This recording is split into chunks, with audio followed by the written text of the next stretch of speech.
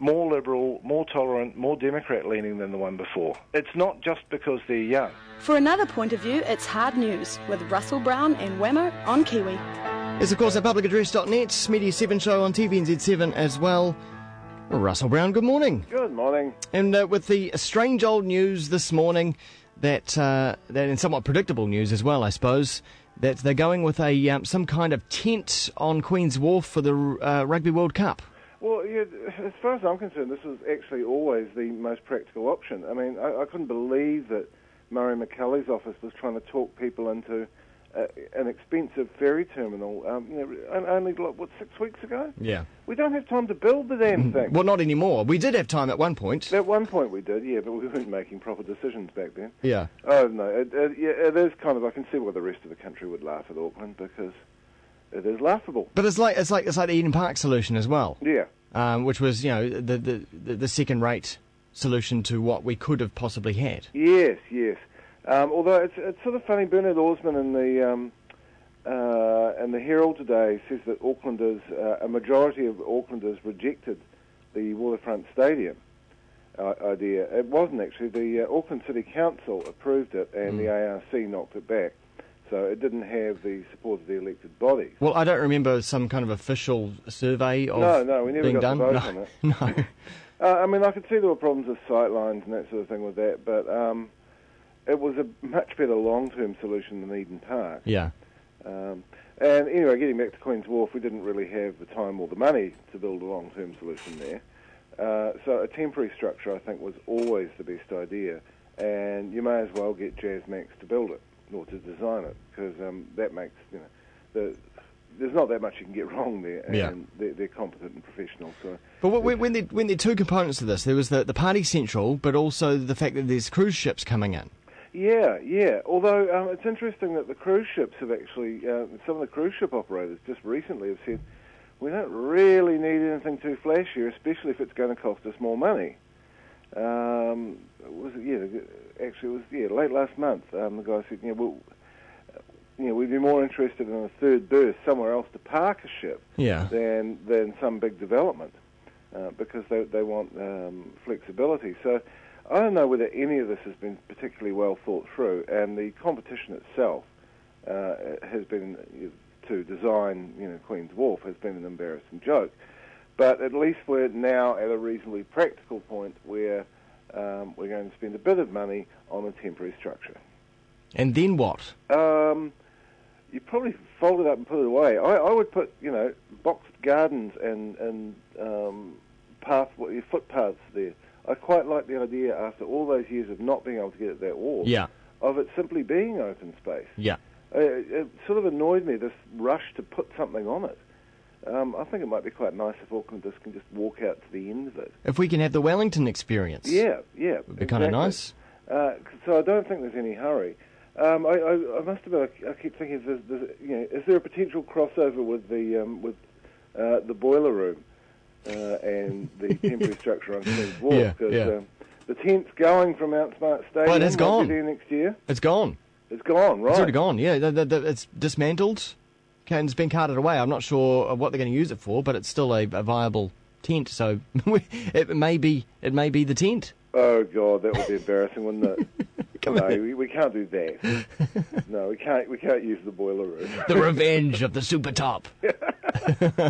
Although that's going to be interesting too, isn't it, to see what the Big Day Out promoters do. Yeah. Because I don't think they can just leave it open. Yeah. Or will the Super City, which will barely exist by then, be able to chip in and maybe level that, at least level the surface underfoot and put something over it. But I dare say there are discussions about that being had at the moment. Am I a party pooper for not wanting to be around for the World Cup, or actually wanting to perhaps take an extended holiday overseas? Yes, I think you are a party pooper. Yeah, well, I'm looking forward to it. And it's funny because you see people, we've had it on public address too, apparently believing that the streets will be thronged with drunken hooligans. If you remember the Lions tour, it was nothing of the kind. And in fact, the Lions fans were actually quite nice chaps. And it was quite good for the economy. You didn't, that all rugby fans are going to be drunken hooligans. Munters, yeah. Doesn't quite add up. So I think it'll be quite an exciting time to be in Auckland, frankly. Yeah, okay, all right. So, yeah. I figure it might be cheaper to head out, though, at that time. Quite possible, yes, that's true. Rather than come to New Zealand. Let's go on to a completely different issue, the welfare reform. Yeah, the government's certainly got a bee in its bonnet about benefits and about welfare. They have already begun to target people on the invalids benefit who are... It just annoys me because I don't think New Zealand's problem is people on the invalids benefit. I can't help getting past... what about all those people from finance companies who ran finance companies and who've left my mother without her retirement savings? Aren't they a bigger problem? Yeah. So it does bug me. And Bill English mentioned people on invalids benefits in the budget speech as well, and you couldn't help but think, but is this really the big problem? Yeah. But anyway, we have the working group, and there's talk of major changes as a result of it. I'm not comfortable at all with the kind of people they've appointed to it. I mean, the former ACT Party president, Catherine Isaac, who was Catherine Judd, the head of Auckland University School of Medicine, maybe. But this just doesn't actually seem like a very well thought through group. And if the suggestion is that they're looking at a US-style model of employment insurance, I think that's disastrous. So privatising? Yeah. I mean, if you really want to go down that road, you need to look at the outcomes in America. And America, despite being still a rich country, has for years had the highest level of working homelessness because people are forced to work for less money than it costs to put a roof over their head. If you really want to go down that road, I think that's just stupid. Charles Waldegrave the social policy researcher, said that social insurance type schemes are run a bit better in Europe, so maybe there's that to look at. But I just don't think that people on the sickness and invalids benefits actually are New Zealand's biggest problem. It's possibly the crooks instead. Yeah, exactly. The financial crooks. Well, interesting. We were talking about that with Vincent Hearing earlier on, and hopefully we can move away from that and then and move away from the money game and actually into investing in exports and people who are making real world products and trying to improve the economy. Yeah, that would be nice, wouldn't it? Yeah. Because if you go to somewhere like California, and go to San Francisco and talk to some of the people in the tech sector there, you're very much aware that there are people there prepared to invest in good ideas and in real things, rather than just trying to make rather than speculation. And the likes of Eric Watson. I mean, when was the last productive investment Eric Watson made? He bugs me, he really does. Yeah.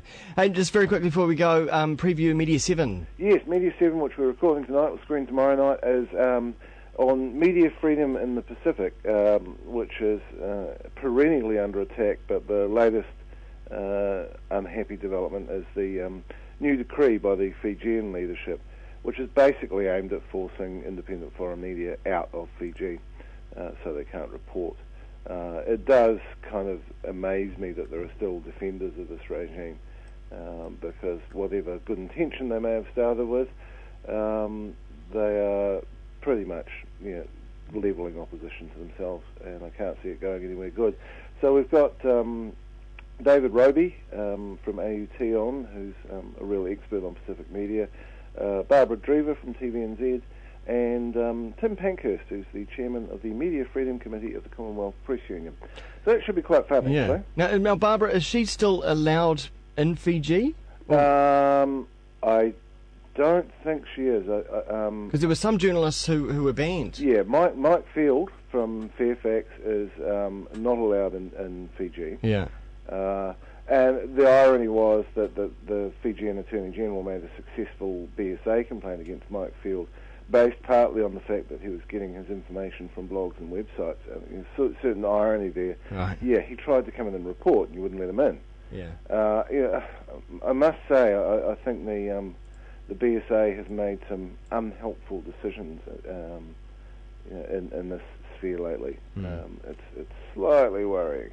All right. But we'll get to discuss some of those tonight. Look forward to it. Thanks very much, Russell. Cheers. Cheers, Russell Brown from publicaddress.net and the Media 7 show on TVNZ7. The radio